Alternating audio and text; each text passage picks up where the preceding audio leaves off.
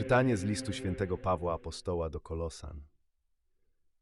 Nie przestajemy modlić się za was i prosić, abyście napełnieni byli poznaniem woli Bożej we wszelkiej mądrości i pojmowaniu duchowym, abyście też postępowali w sposób godny Boga, podobając Mu się we wszystkim, przynosząc owoc przez każdy dobry uczynek i wzrastając w poznawaniu Boga, a umocnieni wszelką mocą według potęgi chwały Jego, ku wszelkiej cierpliwości i stateczności z radością, dzięki czyńcie Bogu Ojcu, że nas uczynił godnymi, abyśmy się stali uczestnikami dziedzictwa świętych w światłości.